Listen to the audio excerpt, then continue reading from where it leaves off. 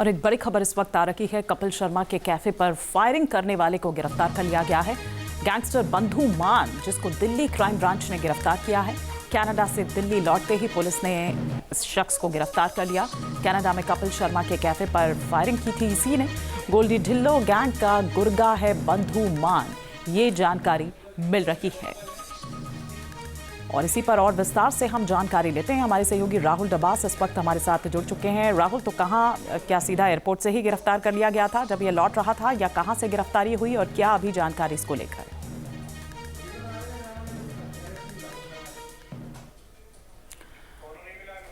दो तस्वीरें इस वक्त हम आपको यहां पर दिखा रहे हैं।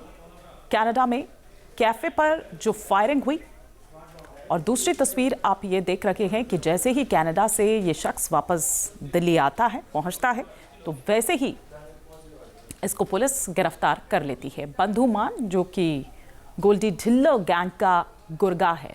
इस पर और विस्तार से हम जानकारी लेते हैं। हमारे सहयोगी राहुल डबास हमारे साथ जुड़ चुके हैं। राहुल, एयरपोर्ट से ही ये गिरफ्तारी कर ली गई या क्या जानकारी इसको लेकर मिल रही है?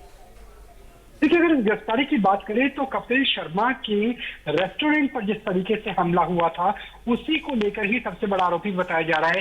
कनाडा से जैसे ही फ्लाइट पहुंचती है, उसके बाद पता चल जाता है जो इंटेलिजेंस एजेंसी है उसके जरिए कि ये कनाडा से पहुंचा है। और इसके पास से जो चाइनीज पिस्टल और कार्टेज की बात करें तो वो भी एक लिंक सामने आता है कि क्या इसका कोई चाइना का कलेक्शन भी है। और दिल्ली पुलिस इस पे पूरा इन्वेस्टिगेशन कर रही है कि आगे किस तरीके से इसे रखा जाएगा, क्योंकि गैंगस्टर को लेकर के लगातार इंडियन एजेंसीज और यूएस एजेंसीज, इवन अब तो कनाडा की बात करें जस्टिन ट्रूडो के जाने के बाद, अच्छे सिंक में, अच्छे कोऑर्डिनेशन में है और उसी की एक सफलता मिलती हुई नजर आ रही है।